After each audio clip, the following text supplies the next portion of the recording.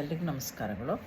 ಇವತ್ತು ನಾನು ರಾಮಾಯಣದಲ್ಲಿ ಬರುವ ಶ್ರೀರಾಮಚಂದ್ರ, ಲಕ್ಷ್ಮಣ, ಭರತ, ಶತ್ರುಘ್ನ ಅವರು ಧರ್ಮ, ಅರ್ಥ, ಕಾಮ, ಮೋಕ್ಷವನ್ನು ರೆಪ್ರೆಸೆಂಟ್ ಮಾಡ್ತಾರೆ ಅಂತ ಹೇಳ್ತಾರೆ. ಅದು ಹೇಗೆ ಅಂತ ಹೇಳ್ತೀನಿ.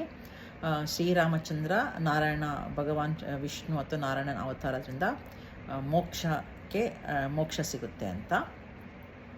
ಲಕ್ಷ್ಮಣ ಆದಿಶೇಷನ ಅವತಾರ, ಸ್ವಲ್ಪ ಕೋಪ ಇರೋದ್ರಿಂದ ಕಾಮನೆ ಅಂದರೆ ಆಸೆ ಅಥವಾ ಡಿಸೈರ್ ಅನ್ನೋದಕ್ಕೆ ಹಾಗೆ ಬರೋದ್ರಿಂದ, ಸ್ವಲ್ಪ ಕೋಪ ಇರೋದ್ರಿಂದ ಅದಕ್ಕೆ ಕಾಮ ಅಂತ ರೆಪ್ರೆಸೆಂಟ್ ಮಾಡೋದು. ಆಮೇಲೆ ಇದು ಭರತನು ಚಕ್ರವನ್ನು ರೆಪ್ರೆಸೆಂಟ್ ಮಾಡೋದ್ರಿಂದ ಭಗವಂತನ ಆಯುಧದಲ್ಲಿ ಹಾಗಾಗಿ ಅದು ಧರ್ಮಚಕ್ರ ಅಂತ ಹೇಳ್ತಾರೆ. ಆಮೇಲೆ ಶಂಖ ಅನ್ನೋದು ಒಂದು ಸಮುದ್ರದಲ್ಲಿ ನಮಗೆ ನಿಧಿ ಅನ್ನೋಗೆ ಶಂಖ ಅನ್ನೋದು, ಹಾಗಾಗಿ ಅದು ಅರ್ಥ ಅಂದರೆ ದುಡ್ಡು ಅಂತ. ಸೊ ಅದು ಶತ್ರುಘ್ನ ಶಂಖದಿಂದ ಬಂದಿರೋದ್ರಿಂದ, ಶಂಖನ ರೆಪ್ರೆಸೆಂಟ್ ಮಾಡೋದ್ರಿಂದ ಅವನು ಅರ್ಥವನ್ನು, ಸೊ ಧರ್ಮ, ಅರ್ಥ, ಕಾಮ, ಮೋಕ್ಷವನ್ನು ಹೀಗೆ ನಾವು ಹೇಳ್ಬೋದು. ಧನ್ಯವಾದಗಳು.